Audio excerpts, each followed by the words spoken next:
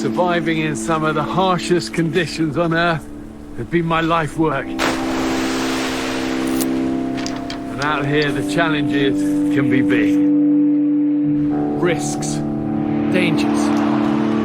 But that's the wild for you. Run through the jungle. And that's exactly the place that these teams now find themselves. Run through the jungle. The Wild Card Series. Don't go looking back to see. And after 6 months of braving the elements of the regular season, they only have 3 games to complete the first leg of their postseason journey. It's gone! That's gonna win the ball game! They've got to weather each setback, withstand each challenge, if they want to survive the Wild Card Series. The dream lives! Don't go looking back to see.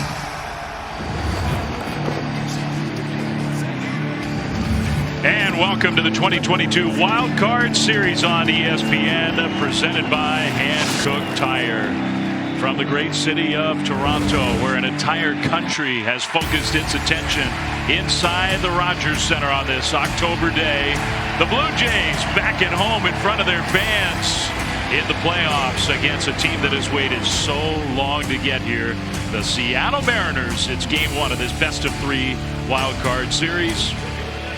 Hi, everybody. Dave Fleming, Jessica Mendoza, Tim Kirkchin, Coley Harvey is with us as well. Great to have you with us. Look, we've all had smiles on our faces since this series got locked in. It has a chance to be a really special series here in Toronto. Let's start with the Blue Jays, Tim, because this is a young team. It's an exciting team. It's also a team that feels like it has the pieces to go all the way. Right, and they are 46-28 since John Schneider took over as the manager of this team. And the biggest reason is the way they're swinging the bats. Bo Bichette had 48 hits in September. That's the most hits in any month by any Blue Jay ever. And since September the 1st, he's hitting .406 with 27 RBIs. He's basically been the best player in the American League for 5 weeks.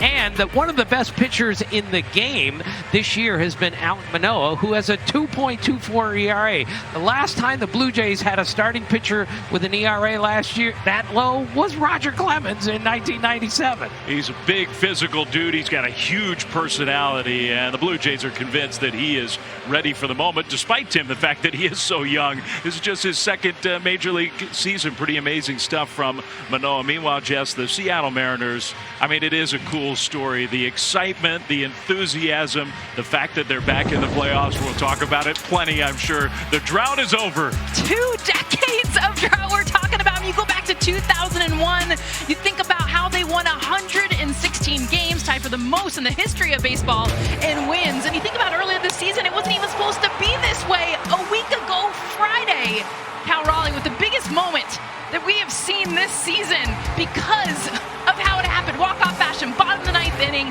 full count, 2 outs. You can't write it any better. The emotion, the energy, not just in the Pacific Northwest, but all across baseball. And again, a moment that wasn't supposed to happen because of June and how they were 10 games below 500, a 5% chance of even making it. But they went on a 14-game winning streak and got this guy. Luis Castillo will be our Game 1 starter, a big reason why the Mariners are in the playoffs. But honestly, the biggest star for this team is Julio Rodriguez. He'll win AL Rookie of the Year. In fact, he's one of the best rookies in the history of the Mariners organization, and honestly one of the most dynamic players in the game.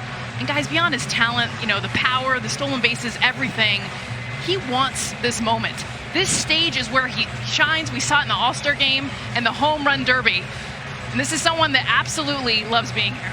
Julio Rodriguez, Luis Castillo, and the Mariners here in Toronto to take on the Blue Jays. The Wild Card Series is here, and we'll get you started. First pitch coming up right after this.